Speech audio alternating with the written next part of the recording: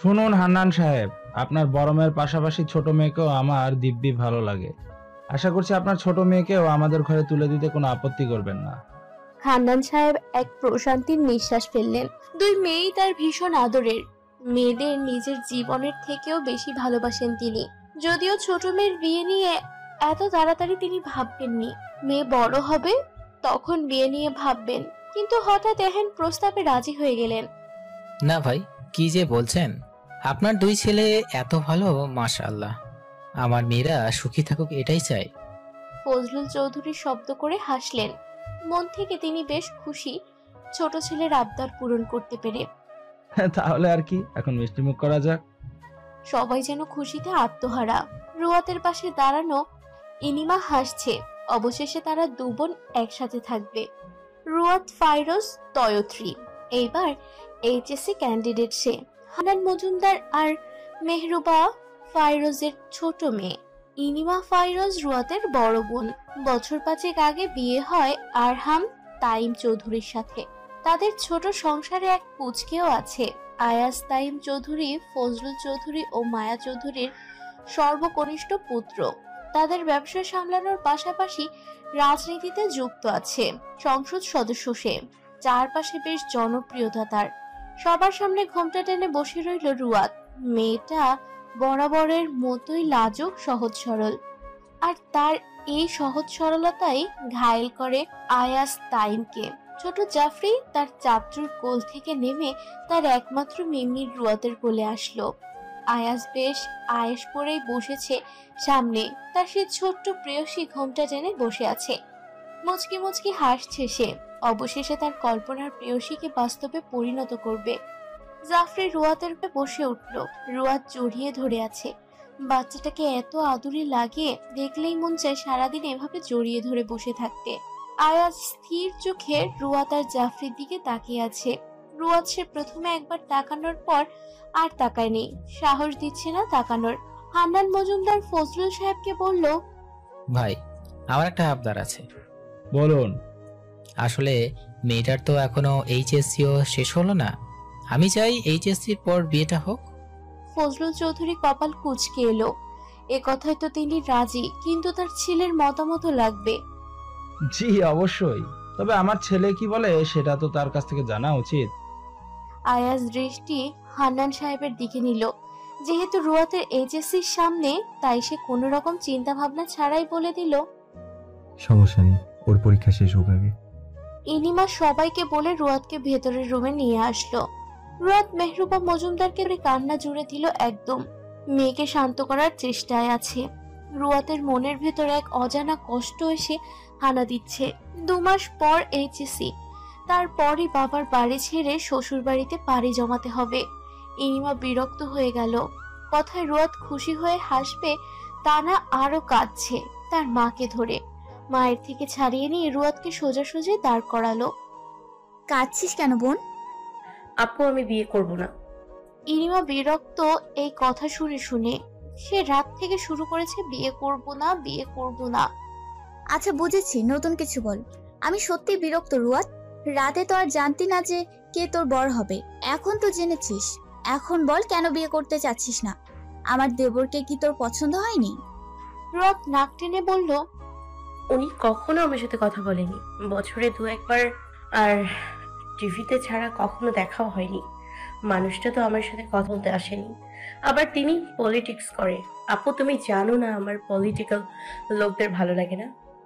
সবকিছুর ঊর্ধ্বে একটা কথা বলি, আমি তো আয়াজকে 5 বছর ধরে দেখেছি, যথেষ্ট ভালো ছেলে। হ্যাঁ মানছি তোর সাথে কথা বলিনি কোনোদিন, কিন্তু মনে মনে তো ঠিকই ভালোবেসেছে। না হলে কি আর বিয়ের জন্য তোকে পছন্দ করেছে? আর পলিটিক্স বাদ দে, তোর জিজও তো এসব করে। আমার সাথে কি কখনো তার কিছু হয়েছে? আমার তো পলিটিক্যাল লোকদের ভালো লাগে। তুইও তো আমারই বোন, তাহলে তোর সাথে আমার এত পার্থক্য কেন বলতো? রুয়াতের কানে শুধু এই ভালোবাসার কথাটা ভাসছে।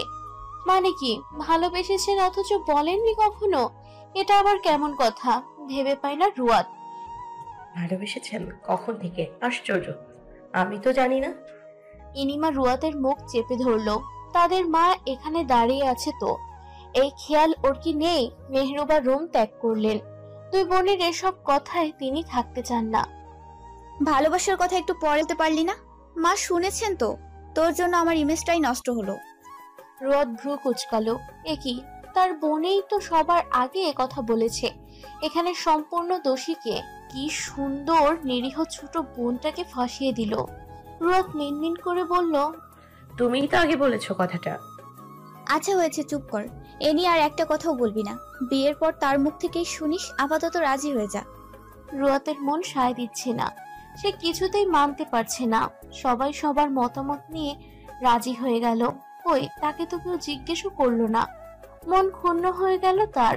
রুয়াতকে চুপ থাকতে দেখে ইনিমা বলল, আহারে, চুপ আছিস কেন?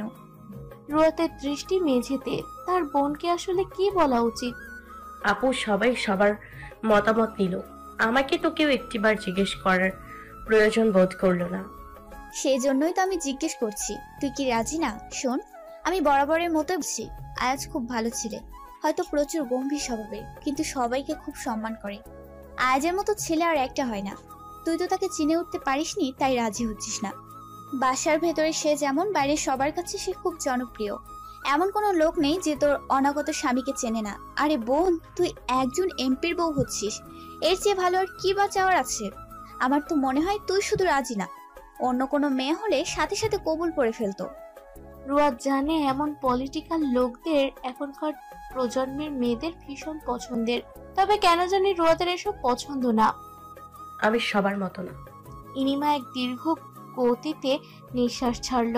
ছোটবেলা থেকেই রুয়াত কথা কম বলা লাজুক মেয়ে, কিন্তু ভীষণ তেরা সে। এক কথা সহজে মেনে নিতে পারে না।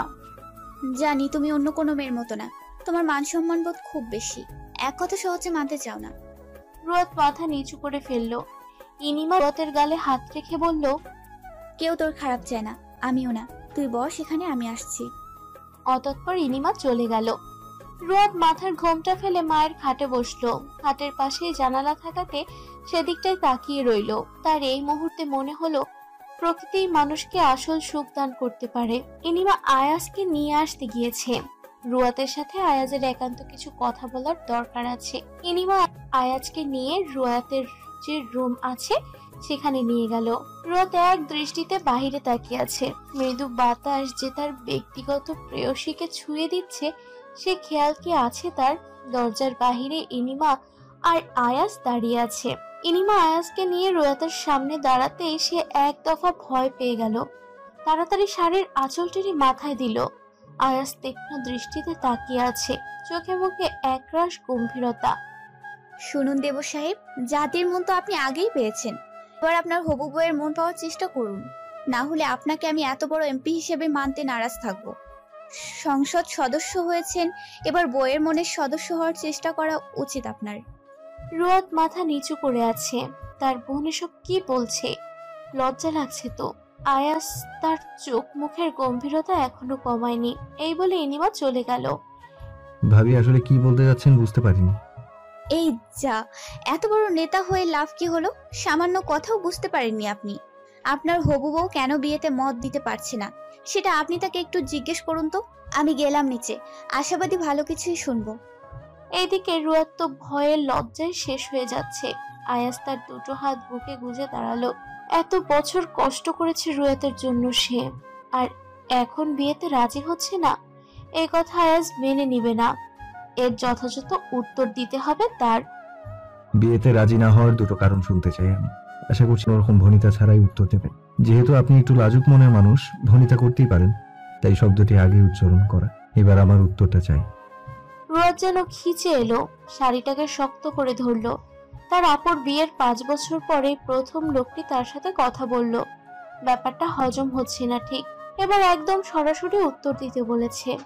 কয়েক মিনিট পর হয়ে গেল, কিন্তু রুয়াতের উত্তর দেওয়ার কোনো খবর নেই।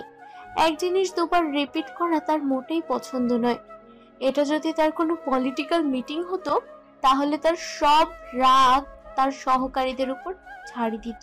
প্রেয়সীর সাথে এই প্রথম কথা এহেন কাণ্ড বাধ্যাতে চায় না সে। খুব ধৈর্য সহকারে কথা বলতে হবে। উত্তর নেই? রুয়াদ তাও কিছু বলল না। আয়াজ আর পারছে না এত ধৈর্য নিয়ে থাকতে। গম্ভীর কণ্ঠ ছাড়লো, উত্তর নেই, আচ্ছা মেনে নিলাম। তাহলে আপনিও তৈরি থাকুন, আপনাকে এই বিয়ে করতেই হবে, আর আজই বাগদান সম্পূর্ণ করা হবে। রুয়াদের বুকটা ধক করে উঠল। এমনটা তো হওয়ার কথা ছিল না। কি যে বলেছে এই মানুষটা ভেবে পায় না সে। অবশেষে রুয়াদ মুখ খুলল। আপনি যে পলিটিক্স করেন এটা আমার পছন্দ নয়। আর রুয়াদ মাথা নাড়ল। আর কিছু বলার নেই তার। আয়াজ রুয়াদের বরাবর চোখ রেখে বলল, এটা আমার রক্তের সাথে মিশে গিয়েছে, ছাড়তে পারবো না। আর একটু উত্তর পাইনি। আমি কিন্তু দুটো কারণ জানতে চেয়েছিলাম, একটি আপনি দিতে পারেননি। তাহলে ধরে নিন আপনাকে আমার জীবন সঙ্গী হিসেবেই কাটাতে হবে। ধন্যবাদ, আসি এখন। আয়াজ চলে গেল নিজের উত্তর দিয়ে। অপর পাশের মানুষ তো মন্তব্য শোনা লাগবে। নিজের ভাষণ শেষ করে চলে গেল। রুয়াদ আয়াজের পানে চেয়ে রইল।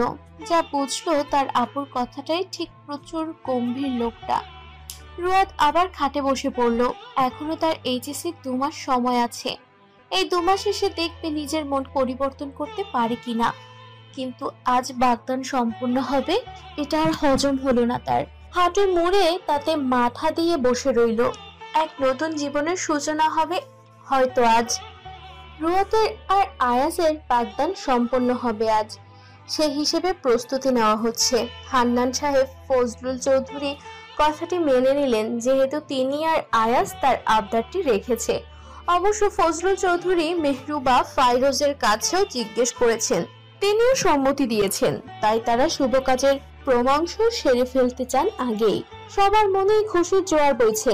হান্নান সাহেবের কষ্ট হলেও তিনি কাউকে বুঝতে দেয়নি। সন্ধ্যায় আরহাম মায়া চৌধুরীকে নিয়ে মজুমদারদের বাসায় আসে। আয়াজ চায় তার জীবনের এই শুভ মুহূর্তে তার মা যেন তার পাশে থাকে। মায়া চৌধুরী এসেই সবার আগে রুয়াতের কাছে গেল। রুয়াত তার মায়ের ঘরের এক কোণায় চুপ মেরে বসে আছে। সবাই সবার মতামত নিয়ে রাগ হলো, কিন্তু যে সংসার করবে তাকে কিছু জিজ্ঞেস করলো না। না, এই বাসায় রুয়াতের কোনো দাম নেই। আজ বুঝলো সে, আজই কোনো বাগদান সম্পন্ন হতে হবে। 2 দিন পরে হলে কি হতো? তখন আয়াজের কথার যথাযথ উত্তর দিলে হয়তো আজ এমন দিন দেখতে হতো না। আনমনে বসে এসব ভাবছে রুয়াদ। আসবো রুয়াদ? কারো কণ্ঠস্বর শুনে দরজার দিকে তাকালো। মায়া চৌধুরী দাঁড়িয়ে আছেন। হড়বড় করে উঠে দাঁড়ালো সে। অপ্রস্তুত হয়ে বলল, আসসালামু আলাইকুম। আসুন আন্টি। মায়া চৌধুরী হেসে ভেতরে ঢুকলেন। হাতে কিছু ব্যাগ। রুয়াতের জন্য সামান্য জিনিসপত্র নিয়ে এসেছেন। তার একমাত্র আদরের ছোট ছেলের বউ বলে কথা। কেমন আছো মা? ভালো আছি আন্টি, আপনি কেমন আছেন? এই তো মা, ভালো আছি। মুখটা এত শুকনো শুকনো লাগছে কেন বলো তো? খাওয়া দাওয়া করো না ঠিক মতো? রুয়াত মাথা নিচু করে ফেলল। মায়া চৌধুরী রুয়াতের বিষয়ে আগে থেকেই অবগত তিনি। মেয়েটা যে বড্ড সহজ সরল লাজুক স্বভাবের এটা তিনি জানেন। একদিকে তার ছেলে গম্ভীর টাইপের, আর অন্যদিকে তার বউ কম কথা বলা। এই দুজনের আসলেই ভবিষ্যতে কি হবে তা বোঝা দেয়। অনেকদিন তো হয়েছে আমাদের বাসায় যাও না, কেন যাওনি? রুয়াত নিচু স্বরে উত্তর দিল, আন্টি সামনে তো পরীক্ষা, তাই কোথাও তেমন একটা যাওয়া হয় না। মায়া চৌধুরী হেসে বললেন, পরীক্ষার পর যাবে তো? রুয়াত মাথা তুলে তাকালো মায়া চৌধুরীর দিকে। তার আসলে এই মুহূর্তে কি বলা উচিত ভেবে পাচ্ছে না। পরীক্ষার পর তো আমাদের বাসায় একেবারের জন্য চলে যাবে। থাক, এর উত্তর আমি না হয় বলে দিলাম। জি। মায়া চৌধুরী কিছু বলবেন তার আগে ইনিমা এসে হাজির। তার কোলে আবার জাফরি পুচকেও আছে। মা, আপনি কিছু না খেয়ে একদম উপরে চলে এসেছেন রুয়াতের সাথে কথা বলার জন্য। আসুন, কিছু খাবেন, চলুন। মায়া চৌধুরী ইনিমার কোল থেকে জাফরিকে নিল। আমার নতুন পুত্রবধূর সাথে একটু আলাপ করছিলাম। আর জাফরি তোমার কোলে কেন? ওর বাবা কোথায়? এ কেমন বাবা যে নিজের মেয়েকে কোলে নেয় না? সে কি দেখছে না তুমি কাজ করছো? ওকে নিয়ে কি পারো এত কিছু করতে? না মা, আসলে সে তো অফিস শেষ করে আপনাকে নিয়ে সোজা এ বাড়িতে চলে এসেছেন। টায়ার্ড হয়তো। অবশ্য বলেছে মেয়েকে তার কোলে দেওয়ার জন্য, আমি দেইনি। রেস্ট করুক একটু। মায়া চৌধুরী রুয়াতকে নিয়ে নিচে আসলো। নিচে সবাই বসে কথা বলছে। হঠাৎ আয়াজের চোখ গেল রুয়াত ও তার মায়ের দিকে। তাড়াতাড়ি নিজের ফোনটা বের করে একটা এত সুন্দর মুহূর্তের একটা ছবি তুলে ফেললো। কি সুন্দর করে তার প্রেয়সী নামছে। মেয়েটাকে খুব বেশি সুন্দর মনে হলো আয়াজের কাছে। মায়া মায়া প্রেয়সী তার। আয়াজকে এভাবে তাকিয়ে থাকতে দেখে পাশ থেকে আরহাম আস্তে করে বলল, এভাবে তাকিয়ে থাকিস না, নজর লাগবে তো আমার শালিকার। আয়াজ আরহামের কণ্ঠস্বর শুনে তাকালো সেদিকটায়। ভাইয়ের এসব কথা বিরক্ত সে। আগে তোমার একমাত্র শালিকা ছিল, তখন দেখা হলেও কখনো কথা বলতাম না, কিন্তু এখন সে আমার বাগদত্তা, তাকাতে পারি আমি। আরহাম মুখটা ঘুরিয়ে ফেলল। এখনো বাগদত্তা হয়নি, তার আগে এসব বলে বেড়াচ্ছে। এখনো হয়নি, তাই আগে আগে এসব বলে বেরিও না, বুঝেছো? যখন হবে তখন বলবে। তুমি দেখছি কেমন জানি। আয়াজ অতিমাত্রায় বিরক্ত তার ভাইয়ের এরকম অপ্রাসঙ্গিক কথা শুনে। এমনিও আরহাম তার পেছনে সারাক্ষণ পড়ে থাকে, এখনো ছাড় দিল না। ঘরের শত্রু বিভীষণ। তোমার মনে হচ্ছে না তুমি বেশি কথা বলছো? যাও এখন গিয়ে তোমার শালিকাকে এনে আমার পাশে বসাও। শোনো, এমপি সাহেবের এত তাড়াতাড়ি ভালোবাসা দেখানোর উচিত না, পরে হিতে বিপরীত হলে সব তোমারই দোষ হবে। বেশি কথা বলছো আজকাল। আর আমার প্রেয়সীর সামনে এমপি সাহেব বলবে না, তার আবার পলিটিক্যাল কোনো বিষয় পছন্দ না, এমনি সেও রাজি না। আরহাম আয়াজ একটু জ্বালানোর জন্য বলল, তাহলে তুমি জোর করে এমন করছো? বুঝেছি এখন। এত বড় একজন সম্মানের ব্যক্তি হয়ে লাভ কি হলো? নিজের প্রেয়সীর কাছেই তো মান সম্মানটা রাখতে পারলে না। আরহাম উঠে রথ ঠিকই আনলো, কিন্তু আয়াজের পাশে বসতে না, উল্টো তার পাশে বসলো। আয়াজ ভাবাচেকা খেয়ে গেল। তার ভাই যে এমন করবে মোটেও ভাবেনি। তাহলে উপরোক্ত বাক্যটি সঠিক। ঘরের শত্রু বিভীষণ। দীর্ঘ 2 বছর 7 মাস ভালোবাসার পর আজ আয়াজ রুয়াতকে তার বাগদত্তা হিসেবে পেয়েই গেল। নিজেকে বড্ড সুখী মানব মনে হচ্ছে। আয়াজ একটু রুয়াতের সামনে দাঁড়িয়ে আস্তে করে বলল, রিংটা কিন্তু আমার নামে পড়ানো হয়েছে, এই 2 মাসে নিজেকে প্রস্তুত করে নেবেন। রুয়াত ফাইরোজ তয়ত্রী। অতঃপর রুয়াতের হাত ছেড়ে দিয়ে ঘুরে সরে দাঁড়ালো। আয়াজের বলা কথাগুলো ভাসছে রুয়াতের কানে, সব ঘোলাটে লাগছে তার কাছে। সেই রিংটার দিকে এক নাগাড়ে চেয়ে আছে, যার সাথে কখনো কথাই হয়নি, যে কখনো কথা বলতে আসেনি, আজ হঠাৎ তার নামে রিং পরিয়ে দিল। আশ্চর্যজনক ঘটনা।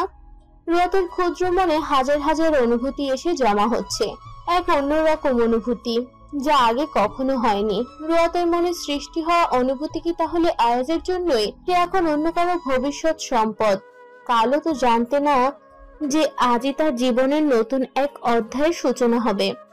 আয়াজ তাকিয়ে আছে তার প্রেয়সীর দিকে। মনের দিক থেকে বলতে গেলে আজ সে ভীষণ খুশি। নিজের ভালোবাসাকে পাওয়ার মতো অমৃত শান্তি আর কোথাও নেই। একদিন রুয়াতের ও তার মতো এমন ভালোবাসা জন্মাবে। রুয়াত ফাইরোজও একদিন আয়াজের ভালোবাসায় মত্ত থাকবে। রুয়াত রিংটাকে তাকিয়ে একবার আয়াজের দিকেও তাকালো। লোকটার নামে যে সে আজ রিং পড়েছে। আয়াজের দিকে তাকালে বুকটা ধক করে উঠল তার। প্রেয়সীর এহেন চাহনি সহ্য হল না প্রেমিক পুরুষের। মাতাল করা চাহনি তার প্রেয়সীর। চোখটা সরিয়ে ফেলেছে সে। হান্নান সাহেব কাউকে যেতে দিচ্ছেন না রাতের খাবার না খাওয়া ছাড়া, তাই সবাই ঠিক করেছে রাতের খাবার খেয়েই তবে যাবে। কিন্তু এদিকে আয়াজের তো তার কাজ ফেলে এভাবে এতক্ষণ বসে থাকা ঠিক না। সে বসেও থাকতে পারছে না।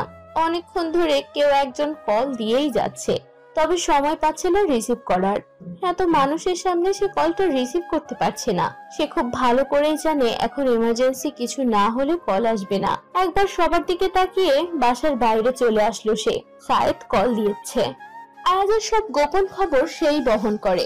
আয়াজ নিজেকে তটস্থ রেখে কলটা রিসিভ করলো।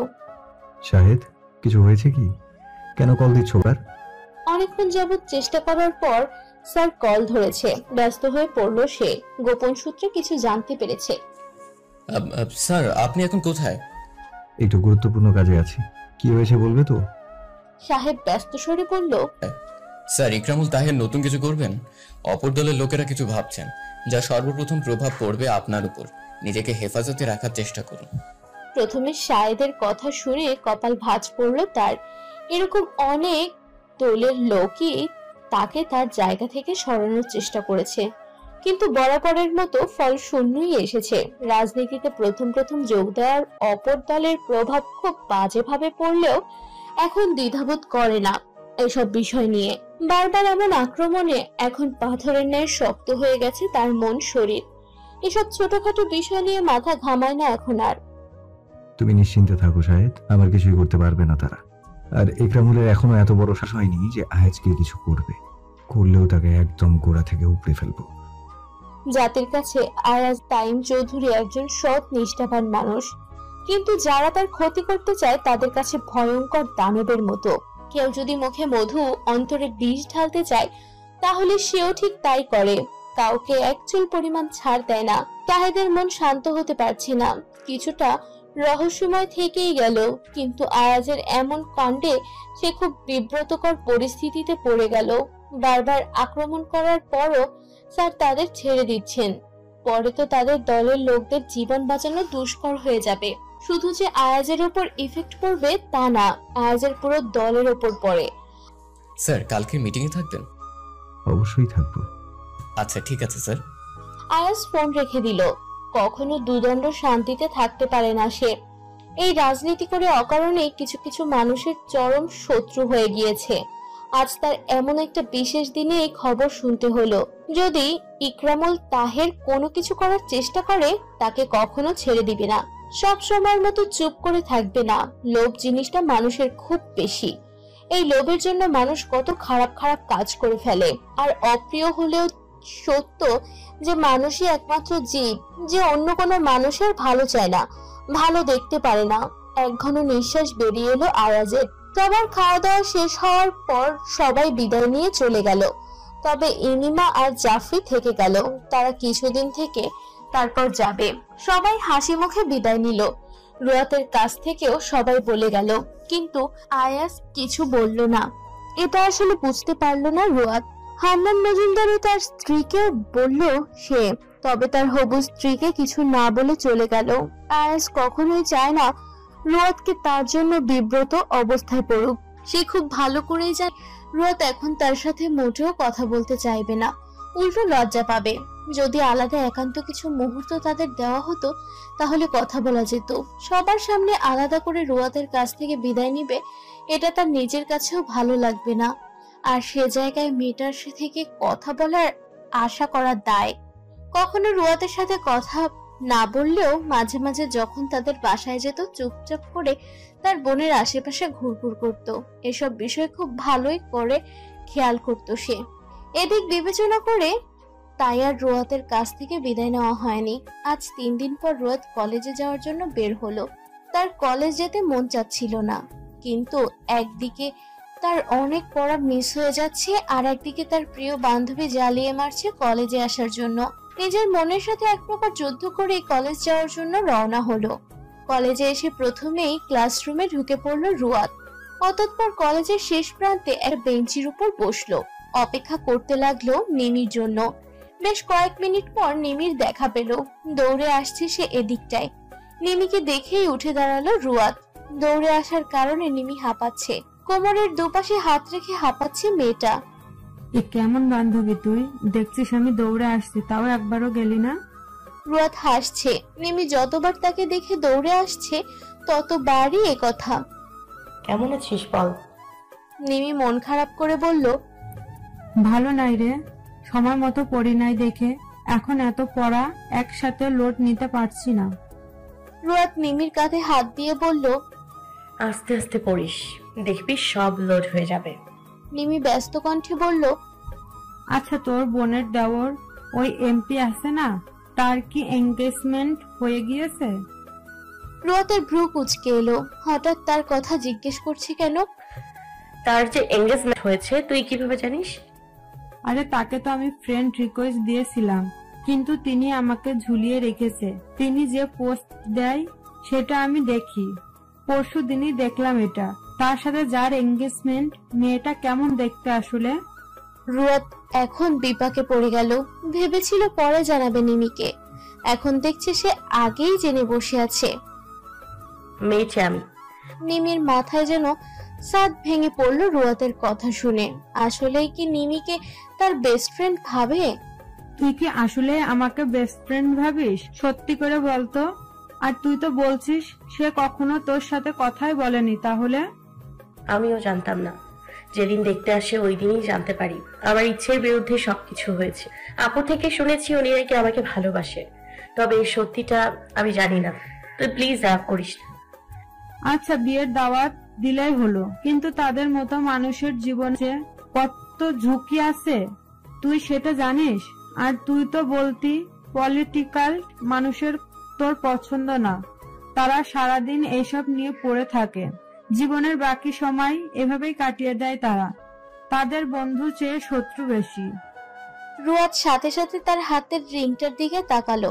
সে কি কোনো ভুল করলো আয়াজের সাথে তার জীবনটা জড়িয়ে? রুয়াদ, চল দোস্ত, আর 2 মিনিট পর ক্লাস শুরু হয়ে যাবে। পরে ক্লাসরুমে ঢুকলে স্যার অনেক কথা শোনাবে। নিমির কথায় রুয়াদ নড়ে চড়ে উঠল। জীবন শুরু হওয়ার আগেই যদি ভেঙে যায় তাহলে আসলে কি ঠিক কেমন হবে? আচ্ছা নিমি, তোর কি মনে হয় না আমার সাথে অন্যায় হচ্ছে? আমি শুধু তাকে একটি উত্তর দিতে পারিনি বলে সে আমার সাথে জোর করবে? এমন কেন হচ্ছে আমার সাথে? রুয়াদ সব বলেছে নিমিকে কিছু সময় আগে। নিমি রুয়াদকে শান্ত করার জন্য বলল, যেখানে সে তোকে ভালোবাসে তাহলে তো আর কিছু করার নেই। যদি তাকে ও জোর করা হতো তাহলে হিসাবটা অন্য রকম ছিল। হয়তো তখন দেখা যেত বিয়ের পরও তুই শান্তি পাবি না, তোরা তোদের সম্পর্ক মেনে নিতে পারবি না, অবহেলা করবে সে তোকে। কিন্তু এখানে তো হিসেব উল্টো দাঁড়াচ্ছে। মানুষের মন পরিবর্তন হতে কতক্ষণ, দেখবি এমন নানা করতে করতেই কবুল বলে দিবি। আর যেহেতু আয়াজ ভাইয়া তোকে ভালোবাসে তাহলে সেটা নিশ্চিন্তে ভালো হবে। আর যারা পলিটিক্স করে তারা কি বিয়ে করে না? তাদের কি বউ নেই, সন্তান নেই? আচ্ছা, একবার ভাবতো তাদের বউরা তাহলে কিভাবে আছে। হ্যাঁ, আমি প্রথমে বলেছিলাম অন্য কথা, এখন বলছি তোর সব কিছু ভালোই হবে, দেখে নিস। আর কোনো বাবা মার তাদের সন্তানের খারাপ চায় না। হয়েছে, এখন উঠে পড়। অনেক তো বসে বসে দুঃখ বিলাস করছিলি। রুয়াদের থেকে নিমি কোনো রেসপন্স পেল না। নিমির এখন মনে হচ্ছে যেন রুয়াদকে বলে দেওয়া হবে, তাই এমন করছে সে। হাত ধরে টেনে দাঁড় করালো। শোন, একটা কথা বলি, তুই ওনার সাথে কথা বলে দেখ। কথাবার্তায় যদি খারাপ কিছু পেয়ে থাকিস তাহলে তোর বাবা মাকে জানাবি। আর আমার মনে হয় উনি অনেক ভালো মানুষ, বাকিটা তোর ইচ্ছে। রুয়াদ তার দৃষ্টি নিচু করে ফেলল। সেদিন সামান্য উত্তর দিতে পারেনি, আবার কথা বলবে? থমথমে অবস্থা, মনের ভেতর উথাল ঝড় বইছে। কি করে কথা বলবো আমি? আমার তো কথা মুখ দিয়ে বেরিয়েই হবে না, সংকোচ বোধ কাজ করবে। আর যোগাযোগ করারও কোনো মাধ্যম নেই, না আছে তার ফোন নাম্বার আর না আছে কিছু। নিমি কিছুক্ষণ ভাবল, তারপর 2 আঙ্গুলে তুড়ি বাজিয়ে বলল, এক কাজ কর, তোর আপুকে বল, তারপর মিট কর তার সাথে। রুয়াদ চোখ বড় বড় করে তাকালে নিমির দিকে। সে নাকি মিট করবে? হায়, এমন দিন এখনো আসেনি, আসবেও না বোধ হয়। তুই কি পাগল হয়েছিস মিমি? আমি কিভাবে? না না, আমি এসব পারবো না। নিমি হাল ছেড়ে দিল। পারবি না যেহেতু তাহলে টেনশন করিস কেন?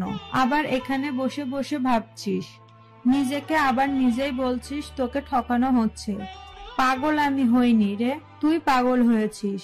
প্লিজ বোন আমার, চল, ক্লাসে দেরি হয়ে যাচ্ছে। নিমির কথাটা পুরোপুরি ফেলে দেয়নি রুয়াদ। মাথায় কিছু একটা আসছে, তবে বান্ধবীকে বলেনি। আবার নিমির কথা অপ্রয়োজনীয় হিসেবে ধরেনি।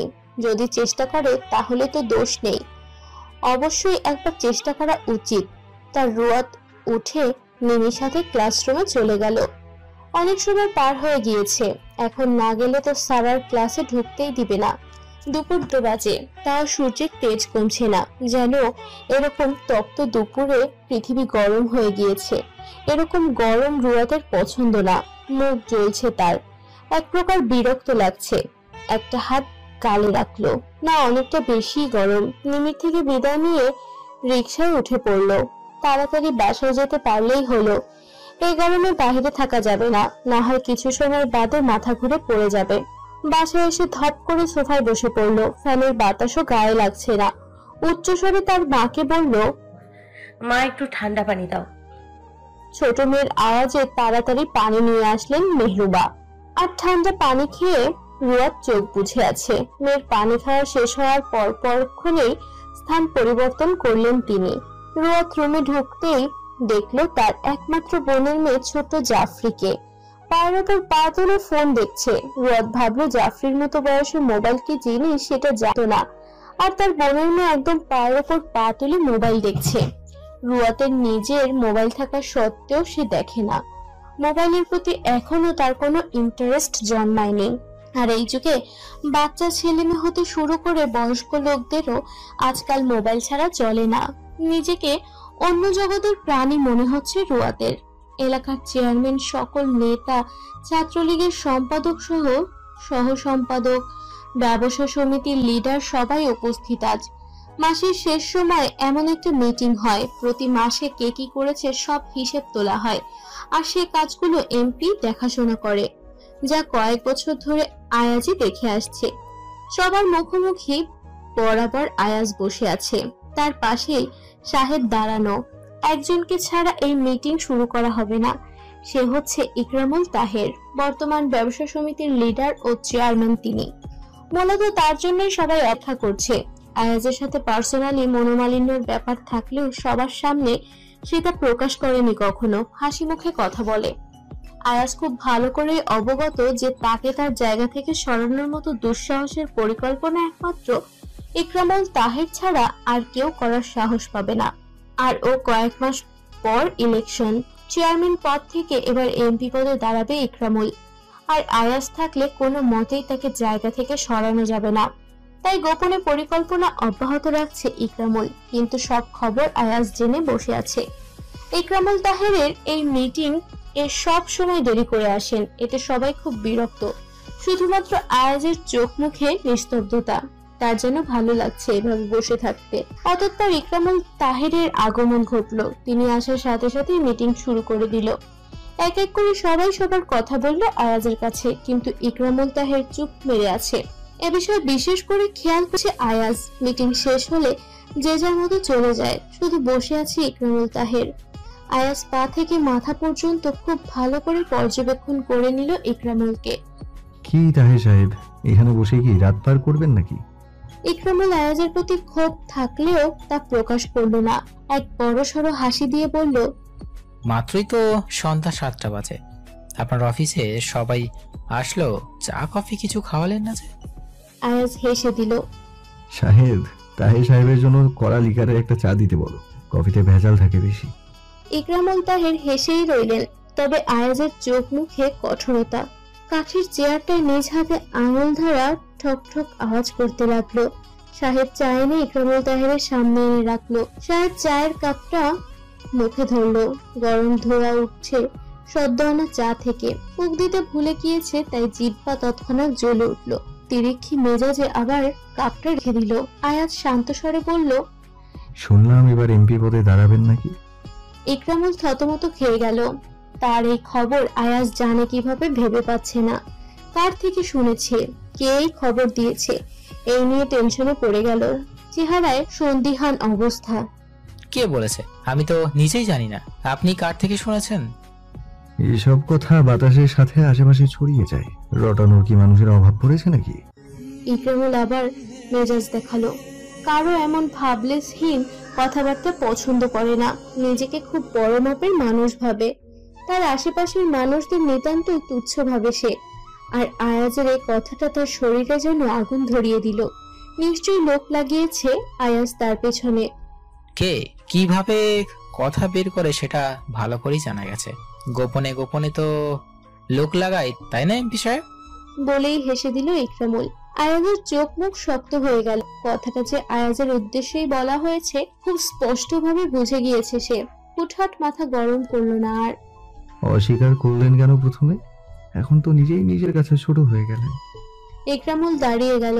অপমান করা হলো তাকে। এইভাবে ইকরামুলকে দাঁড়িয়ে যেতে দেখে আয়াজ বলল, উত্তেজিত হবেন না, এখানে আসলে অবশ্যই মনে রাখবেন যে এটা আমার অফিস। ইকরামুল এবার বেশ জিদ দেখিয়ে আয়াজের অফিস ত্যাগ করলো। ইকরামুলের যাওয়ার সাথে সাথে একটা অমায়িক হাসি ফুটে উঠলো আয়াজের। শাহেদের উদ্দেশ্যে বলল, শাহেদ, ইকরামুল নাকি এবার এমপি পদে দাঁড়াবে? এটা হাস্যকর না? স্যারের কথা না চাইতেও হাসলো শাহেদ। কি যে বুদ্ধি ঘুরপাক খাচ্ছে তার স্যারের মাথায় একমাত্র তিনিই ভালো জানেন। পড়া শেষ করে জাফরির পাশে এসে শুয়ে পড়ল রুয়াত। রাত 11টায় বেশি বাজে। কিছুক্ষণ আগে ইনিমা এসে খাইয়ে দিয়েছে জাফরিকে। রুয়াতের কারণে আর মোবাইল দেখতে দেওয়া হয়নি, কিন্তু জাফরি এমন বলা শুরু করেছে, পরে বাধ্য হয়ে মোবাইল দিয়েছে ইনিমা। এক নাগাড়ি কার্টুন দেখে যাচ্ছে জাফরি। চোখ বন্ধ করার সাথে সাথে মিমির কথাটা মনে পড়ে গেল রুয়াতের। আবার উঠে বসে পড়ল সে। আয়াজের সাথে যোগাযোগ করার উপায় একমাত্র জাফরি, সেই পারে রুয়াতের সাথে আয়াদের কথা বলিয়ে দিতে। আর আপুকে অবশ্য বলা যাবে না, না না, না হলে অনেক পচাবে সে। তিল থেকে তাল বানিয়ে ফেলার মতো ক্ষমতা তার বোনের আছে। রুয়াত জাফরিকে শোয়া থেকে কোলে নিয়ে নিল। জাফরি তার মিম্মির এরূপ আচরণে বিরক্ত। শুয়ে শুয়ে কি সুন্দর কার্টুন দেখছিল। রুয়াত বেশ আহ্লাদী কণ্ঠে বলল, জাফরি ময়না, মিমিমের একটা কাজ করে দিতে পারবে? জাফরি সাথে সাথে নাকচ করে দিল। মাথা নাড়িয়ে বুঝিয়ে দিয়েছে সে করতে পারবে না। বাচ্চা হলে কি হবে, বেশ পাকনা বলি। রুয়াত আবারও বলল, প্লিজ জাফরি বাবু, তুমি না গুড গার্ল, মিমিমের কাজটা করে দিলে তোমার জন্য কাল অনেক বড় বড় চকলেট এনে দিব। যদি না করো তাহলে কিন্তু মিমিম আর কখনো তোমাকে আদর করবে না, চকলেটও দেবে না। জাফরি রাজি হলো। চকলেটের প্রতি তার দুর্বলতা বেশি। বিশেষ করে বাচ্চাদের এই জিনিস অনেক ভালো লাগে, তারা পছন্দ করে এটা। শোনো জাফরি, তুমি এখন তোমার চাচুকে কল দেবে, দিয়ে বলবে আমাদের বাসার নিচে আসতে। জাফরি তাই করলো। সোজা তার চাচুর কাছে কল দিল। গাড়িতে চোখ বুজে বসে আছে আয়াজ। সব কাজ শেষ করে বাসার উদ্দেশ্যে রওনা হলো। হঠাৎ করে ও কল আসায় চোখ খুলে ফেললো। ভ্রু কুঁচকে মোবাইলের স্ক্রিনের দিকে তাকালো। জাফরির আম্মু লেখাটা ভাসছে। আয়াজ ভেবেছে হয়তো তার ভাবি কল দিয়েছে, তাই রিসিভ করলো। কিন্তু রিসিভ করার পর জাফরির আওয়াজ শুনতে পেল সে। চাচ্চু, এখন আমাদের বাসায় আসো। রোদ অধীর আগ্রহে বসে আছে, কিন্তু জাফরিকে ঝামেলা করে ফেললো। জাফরিকে আস্তে করে আবার সঠিক কথা বলে দিয়েছে। না, বাসায় এসো, বাসার নিচে আসো, মিম বলছে। রোদ চোখ বড় বড় করে ফেললো। এই যা বলে দিল কথাটা, এজন্য বাচ্চাদের দিয়ে কোনো কাজ করাতে নেই। আয়াজ প্রথমে রাজি হলো না, কিন্তু রুয়াতের কথা বলায় রাজি হলো। হঠাৎ কেন রুয়াত এত রাতে তাকে যেতে বলেছে এটাই বোঝা মুশকিল। ড্রাইভারকে বলল গাড়ি যেন রুয়াতের বাসার দিকেই যায়। রুমে পায়চারি করছে রুয়াত, মনে শান্তি নেই। একটু পর আয়াজ চলে আসবে। কি কথা বলবে সেগুলোই মুখস্থ করছে। কেউ যদি জানে নিশ্চয়ই রুয়াতকে বেহায়াপনা মেয়ে ভাববে। হান্নান সাহেব ও তার স্ত্রী ঘুমিয়ে গিয়েছে। আর রইল ইনিমা, সে যদি একবার জেনে যায় তাহলে সর্বনাশ হয়ে যাবে। ইনিমা আপাতত অন্য রুমে বসে বসে তার বরের সাথে কথা বলছে। রুয়াতের ফোন দিয়ে কিভাবে বসা থেকে বের হবে আর আয়াজের মুখোমুখি হবে সেটা নিয়েই চিন্তিত রুয়াত। মিমের এরূপ কাণ্ড জাফরি শুয়ে শুয়ে দেখছে। গাড়ির আওয়াজ শোনার সাথে সাথে রুয়াতের বুকটা কেঁপে উঠল। মনে হচ্ছে আজই সে ওপরে চলে যাবে। আরো একবার হর্ন দিল। তাড়াহুড়ো করে জাফরিকে কোলে নিয়ে নিচে আসলো। এত বেশি হর্ন দিল তো আর তার বাবা মা জেগে যাবে। আর বাবা মা জেগে গেলে হবে এক সমস্যা। কোনো কিছু না ভেবে মাথার কাপড় দিয়ে বাসা থেকে বের হয়ে আসলো। গাড়ির একদম সামনে আওয়াজ দাঁড়িয়ে আছে। তার দৃষ্টি এখন মোবাইলের দিকে। ড্রাইভারকে বলে দিয়েছে একটু হেঁটে আসতে। জাফরি তার চাচুকে দেখেই ডাক দিল। আয়াজ মাথা তুলে দেখলো রুয়াত ও জাফরি দাঁড়িয়ে আছে। রুয়াতের কোলে জাফরি, মোবাইলটা পাঞ্জাবের পকেটে পুরে নিল সে। আয়াজ সোজা তাদের সামনে এসে দাঁড়ালো। তারপর রুয়াতের কোল থেকে জাফরিকে নিল। কয়েকটা চুমু বসিয়ে দিল ছোট্ট জাফরির গালে। আর জাফরি সে তো মহা খুশি তার চাচুকে দেখে, অমনি গলা জড়িয়ে ধরলো। আর এদিকে রুয়াতের ভয় ক্রমাগত বেড়ে চলেছে। আয়াজের সামনে তো ঠিকই আসলো, কিন্তু আয়াজ কিছু জিজ্ঞেস করলে কি উত্তর দিবে? এখন এমন প্রতিকূল পরিস্থিতিতে মনে হলো আয়াজকে এখানে আসার কথা না বলাই ভালো ছিল। কেন যে নিমির কথাটা শুনতে গেল? হাসপাস করতে লাগলো এক প্রকার। আয়াজ জাফরিকে আদর করার শেষে তার প্রেয়সীর দিকে তাকালো। চেহারা দেখে ভালো করেই বোঝা যাচ্ছে ভয় আছে। তীক্ষ্ণ দৃষ্টিতে তাকিয়ে রইল। কয়েক মিনিট পার হয়ে যাওয়ার পর ও রুয়াতের কিছু বলার সাহস জোগাড় হলো না। এভাবে এত রাতে দাঁড়িয়ে থাকতেও ভালো লাগছে না আয়াজের। গম্ভীর কণ্ঠে বলল, এইভাবে আমাকে দাঁড়িয়ে রাখার জন্য নিশ্চয়ই ডাকুনি। কেন ডেকেছিলে বলো? বাসায় যেতে হবে আমার, টায়ার্ড লাগছে। রুয়াত মাথা তুলে তাকায় আয়াজের পানে। প্রথম দিন কথা বলার সময় আপনি বলে সম্বোধন করেছে, এখন আবার তুমি বলছে। আপনি তো আমায় তুমি করে কখনো বলেননি। আয়াজের মনে খুব আনন্দ হচ্ছে। রুয়াত ভয়ে কথা গুলিয়ে ফেলছে। কেন জানি খুব ভালো লাগলো তার প্রেয়সীকে সে আপনি বলবে, তুমি বলবে, সব বলবে। এটা বলার জন্য ডেকেছো? রুয়াত মাথা নাড়লো দুদিকে, মুখ দিয়ে শব্দ করলো না। আয়াজ একটু ধমকের সুরে বলল, এভাবে দাঁড়িয়ে থেকে ঢং করতে পারবো না আমি। এক কথা কতবার বলতে হয় তোমায়? এত রাতে ডেকে এনে এখন নাটক দেখাচ্ছ? রুয়াত ভয় পেল। জাফরি বেচারা একবার চাচ্চুর মুখের দিকে তাকাচ্ছে, তো আবার মিন্নির মুখের দিকে তাকাচ্ছে। মাসুম বাচ্চাটি অবুঝের মতো রইল। আপুর কাছ থেকে শুনেছি আপনি আমায় ভালোবাসেন, এই কথাটা কি সত্যি? আয়াজ বুঝে গেল রুয়াতের কথা। কি সাংঘাতিক, এত রাতে ডেকে এনেছে কথা বলার জন্য। তবে আয়াজ সত্যি কথা বলল। হ্যাঁ, তোমাকে তোমার আপু যে কথাটা বলেছে সেটা একদম সত্য কথা। রুয়াতের কথা বাড়াতে চাইল না। এখানে আর এক মুহূর্ত থাকা যাবে না। ভয়ে গলা শুকিয়ে আসছে বারবার। হাত পেতে বলল, জাফরিকে দিন, বাসায় যাব। আয়াজ হেসে দিল। মাথায় এক শয়তানি বুদ্ধি ঘুরপাক খাচ্ছে। এত রাতে ডেকে এনেছে, এমনি এমনি ছেড়ে দিবে নাকি? আয়াজ রুয়াতের কবজি ধরে টান দিল। মেয়েটিকে টেনে তার সামনে দাঁড় করালো। পিঠ বরাবর হাত দ্বারা তাদের দুজনের মধ্যে দূরত্ব ঘুচিয়ে দিল। আচমকা এমন হবে একদমই ভাবেনি রুয়াত। সর্বাঙ্গ শরীর কেঁপে উঠল মুহূর্তেই। আয়াজ জাফরির দিকে তাকিয়ে বলল, তোমার মিমমিম এত রাতে আমার সাথে দেখা করতে এসেছে, এমনি এমনি ছেড়ে দিব নাকি তাকে? বলো তো জাফরি। আবার পরক্ষণে রুয়াতের দিকে তাকালো। কি জাফরির মিমমিম, এত রাতে দেখা করতে এসেছেন আপনার হবু বরের সাথে, কিছু না করে ছেড়ে দিব ভাবছেন? রুয়াত, তুই না এখনো বিয়েতে রাজি না? তাহলে এত রাতে আমার দেবরের সাথে দেখা করতে এসেছিস কেন? হাতে মোবাইল নিয়ে একটু দূরে দাঁড়িয়ে আছে ইনিমা। এক মেয়েলি কণ্ঠস্বর শুনে আয়াজ রুয়াতকে ছেড়ে দিল। রুয়াত ছাড়া পাওয়ার পর ছিটকে দূরে সরে গেল। যাকে নিয়ে এত ভয় পাচ্ছিল সে এখন এসে হাজির। ভয়ে মাথা তুলতে পারছে না। একবার যদি তার বোন বাবা মায়ের কাছে এসব বলে দেয়, নিশ্চয়ই তার মান সম্মানের ছিটে ফোটাও থাকবে না। আয়াজ স্বাভাবিক ভঙ্গিতে আছে।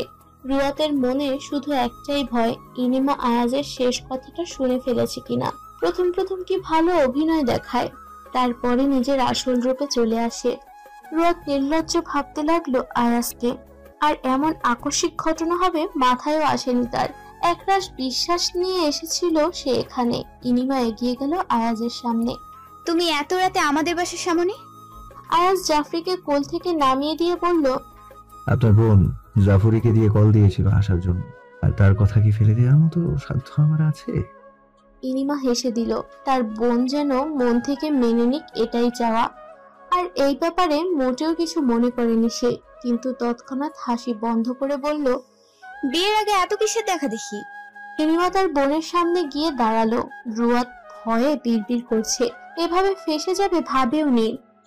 রুয়াত, তুই কেন এত রাতে আমার দেবরকে ডেকে এনেছিস? তুই জানিস বাবা মা জানলে কি সর্বনাশ হয়ে যাবে? বা বাড়ির কোনো লোকেরা যদি এটা জানে, মান সম্মান থাকবে না আমাদের। মোটেও কাজটি ভালো করিসনি। কি উত্তর দিবে বোনকে সেটাই খুঁজছে রুয়াত। আশেপাশে তাকালো। আর আয়াজ দুবোনের কাহিনী শুধু দর্শকের মতো দেখে যাচ্ছিল। তার কিছু বলার ভাষা নেই। এখন মনে হচ্ছে এখানে সে অতিথি। রুয়াত ভয়ে কান্না করে দিল। বোনের কান্না দেখে ব্যস্ত হয়ে পড়ল ইনিমা। সে তো শুধু দুষ্টুমি করেছে, কিন্তু তার বোকা বোন কি তা বুঝবে?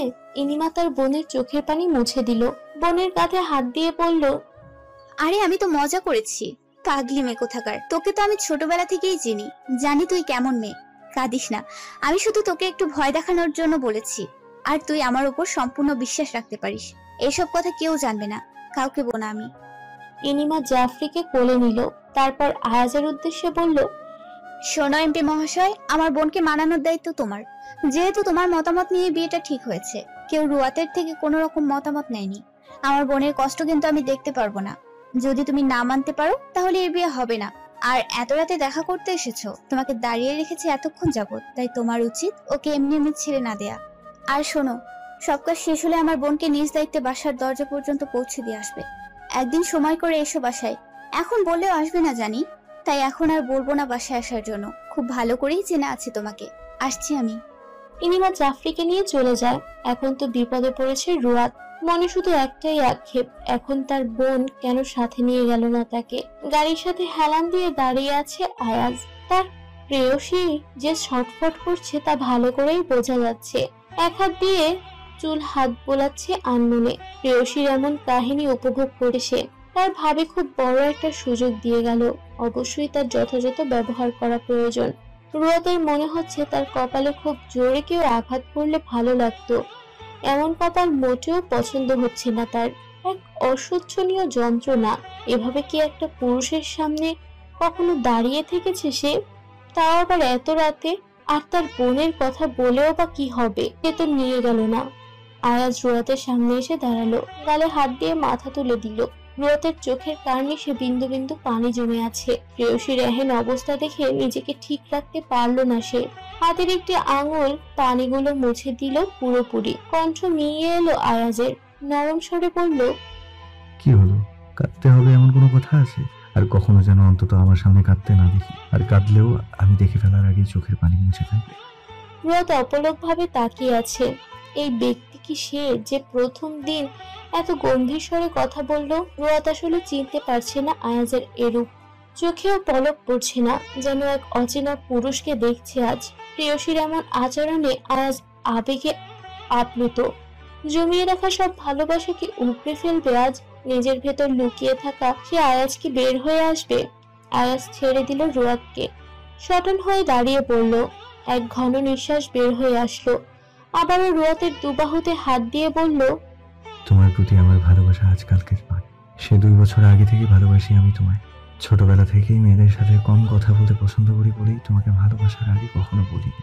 আর যখন ভালোবেসেছি তখন কথা না বলার কারণ হচ্ছে তোমার প্রতি আমার কোনোরূপ অধিকার ছিল না। যেদিন জাফরের পৃথিবীতে আগমন ঘটে ওই দিন থেকে তোমাকে ভালোবাসি। ভাবিকে আমাদের বাসা থেকে হসপিটালে নিয়ে যাওয়ার পর তুমি আর তোমার মা এসেছিলে কাঁদতে কাঁদতে। তোমার বোন ওটিতে থেকে যুদ্ধ করছে আর তুমি বাহিরে দাঁড়িয়ে কেঁদেছো রীতিমতো। তখন আমার মাথায় শুধু একটাই কথা এসেছিল, একটা মেয়ের কান্না এত সুন্দর হতে পারে কিভাবে? কি তোমার মনে হচ্ছে না আমি পাগল? হ্যাঁ, আসলেই আমি পাগল, শুধুমাত্র তোমার জন্য।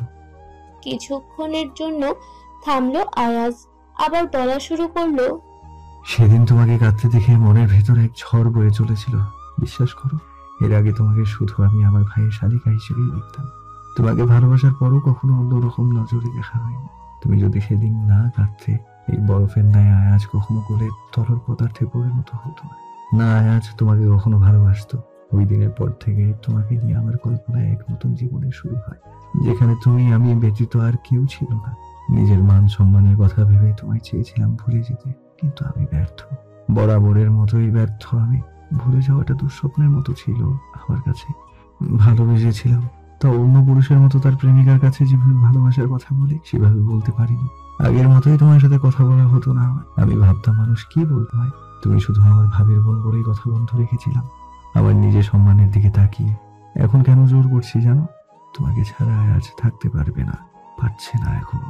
অনেক কষ্ট হয়েছিল আমার, না পেরে বাবা মাকে তোমার কথা জানাই। তারাও আলহামদুলিল্লাহ বলে দিল। তোমার বাবা মা সবটা জেনেই রাজি হলো। তোমার মতামত কেন নেওয়া হয়নি আমি বলেছিলাম। তোমার বাবার সাথে একান্ত কিছু কথা বলেছি আমি। আবার তোমার ভালোর জন্য তোমাকে এখন বিয়ে করিনি। সামনে এক্সাম তোমার, তাই কোনো প্রেশার দিতে চাইনি তোমায়। যখন তোমায় ভালোবাসি তখন তুমি নিতান্তই ছোট একটা মেয়ে ছিলে। চাইলেও তোমাকে পাবো না তখন জেনে চুপ ছিলাম, কিন্তু এখন পরিস্থিতি কঠিন হওয়ার আগেই তোমাকে আমার করে নিলাম। তোমাকে ভালোবাসার জন্য তোমার ভালোবাসার প্রয়োজন নেই, আমারটাই যথেষ্ট। এইসব ভেবে নিজের মনকে ছোট করার কোনো মানেই হয় না প্রেয়সী। এই 2 মাসের 3 দিন চলে গিয়েছে, সময় ফুরিয়ে আসছে। এবার তুমিও একটু একটু করে ভালোবাসো, না হলে আয়াজের ভালোবাসা একসাথে সব সহ্য করতে পারবে না তুমি। কাল থেকে সম্পূর্ণ নজরদারি থেকে শুরু করে সব সময় না হোক, কিছু কিছু সময় আয়াজ তোমার পাশে থাকবে, শুধুমাত্র তোমার মন পরিবর্তন করার জন্য। মানুষ বলে নিজের দুর্বলতা কারো কাছে প্রকাশ করতে নেই। আমি সব সময় কথাটা মেনে চলতাম, কিন্তু আজ তোমার জন্য সে নিয়ম লঙ্ঘন করেছি। আয়াজ তার প্রেয়সীর জন্য সব করতে পারে, আমি আমার সব দুর্বলতার কথা তোমায় বলেছি। রুয়াত আয়াজের কথা শুনে শুদ্ধ। আর এতদিন তার বাবা মায়ের ওপর অযথাই অভিমান করে বসেছিল সে। কিছুক্ষণ আগে আয়াজের ওপর জমে থাকা ঘৃণা বাতাসের সাথে উড়ে চলে গিয়েছে মনে হচ্ছে। একটি মানুষ এমন নিঃস্বার্থভাবে ভালোবাসতে পারে তা জানা ছিল না আগে। আয়াজ রুয়াতের মাথাটা হালকা করে তার বুকের সাথে চেপে ধরলো, পরক্ষণেই বলল, তোমার মতামত এখন আমি চাই না। যখন তুমি আমায় ভালোবাসবে তখন চাইবো, আর সেটা হবে বিয়ের আগে। রুয়াতের কিছু বলার ভাষা নেই। মানুষটার প্রত্যেকটা কথা তার কানে ভাসছে। এক একটা কথায় এত হিংস্রতা। মানুষটা যে তাকে এত ভালোবাসবে তা ছিল না।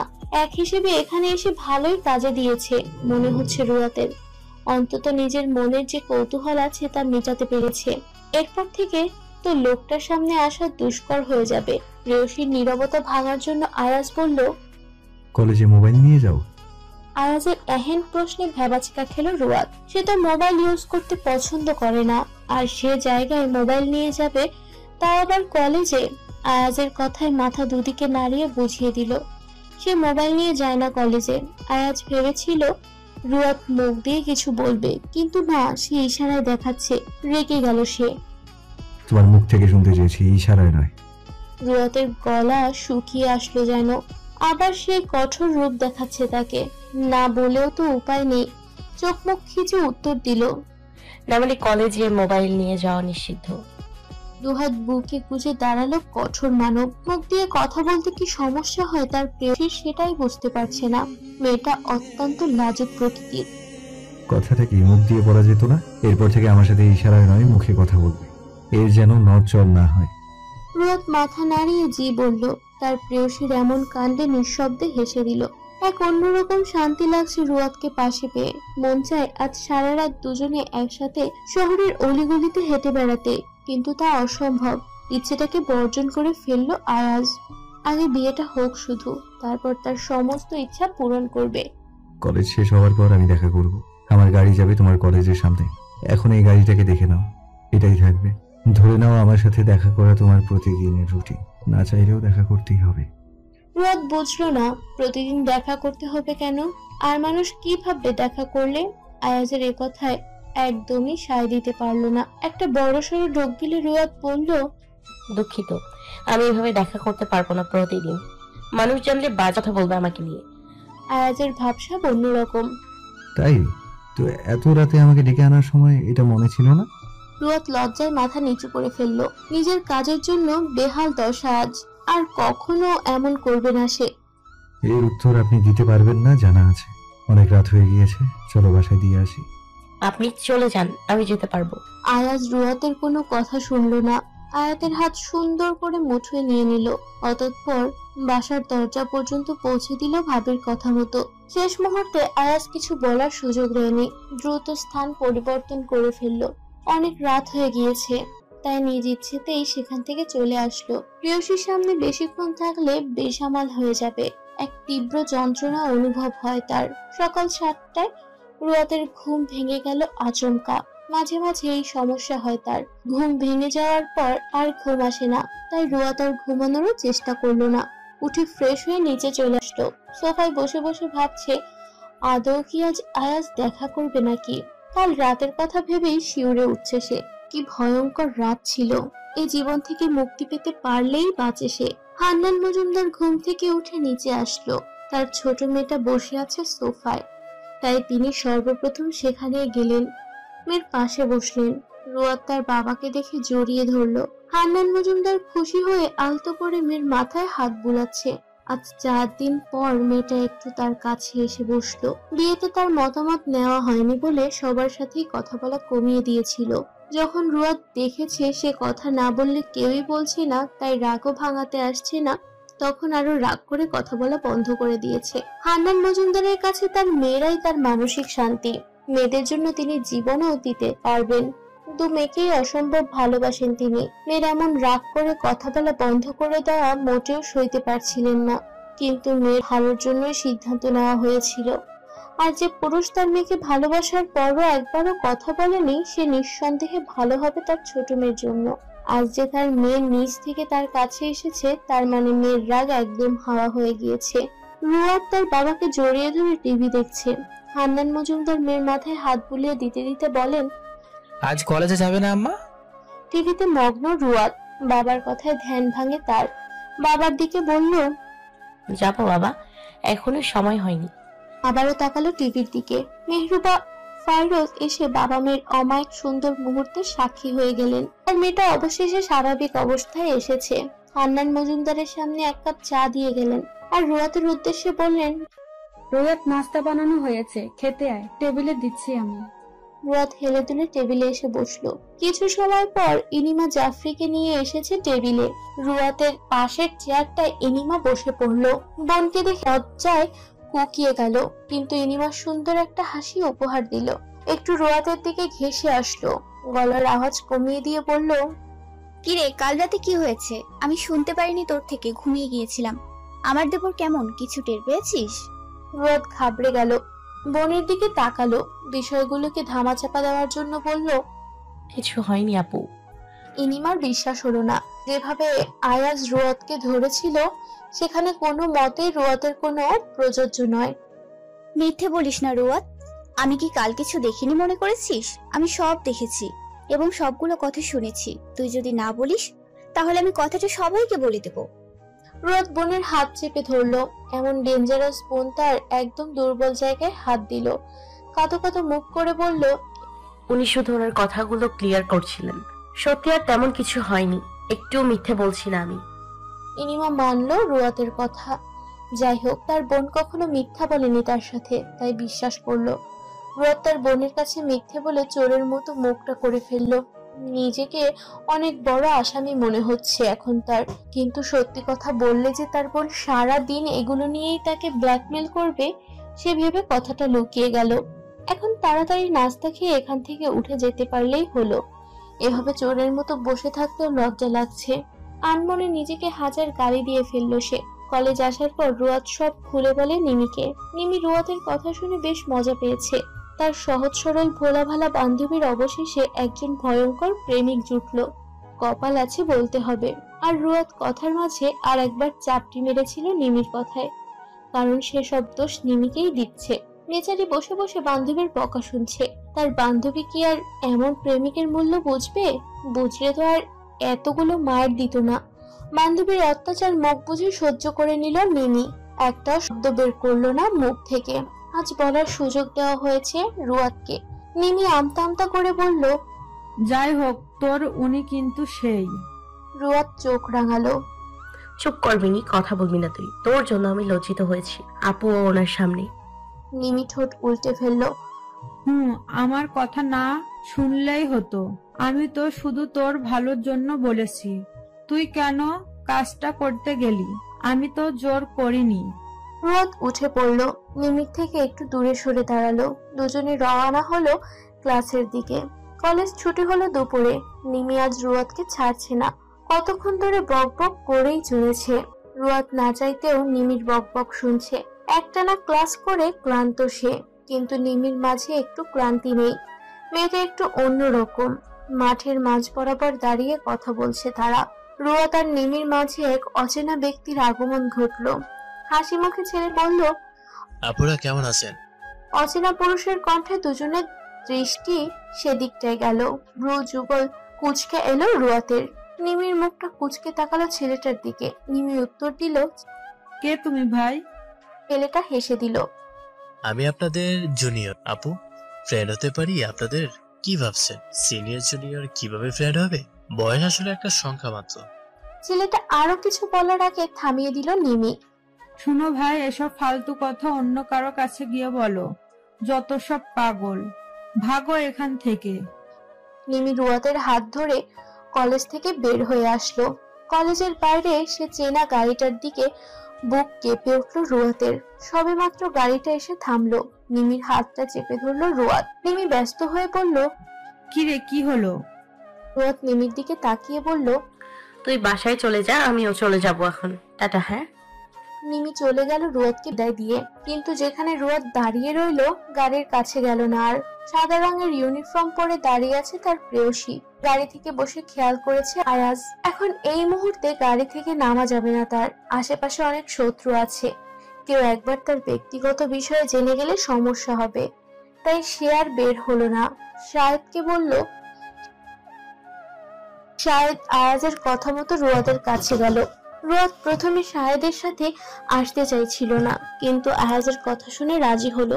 গাড়িতে ঢুকতেই রুয়াদ আয়াজকে দেখতে পেল, সিটে মাথা হেলিয়ে দিয়ে আছে। শাহেদ সালাম দিয়ে চলে গিয়েছে। ড্রাইভার গাড়ি স্টার্ট দিল। আয়াজ আগের মতোই রয়েছে, কিন্তু রুয়াদ হাঁসফাঁস করছে, অস্বস্তি হচ্ছে খুব। কোথায় যাচ্ছে গাড়ি তাও জানে না। মুখ ফুটে আয়াজকে কিছু বলবে সে সাহসও নেই। সিটে মাথা হেলিয়ে দেওয়া মানবটাকে একবার দেখে নিল।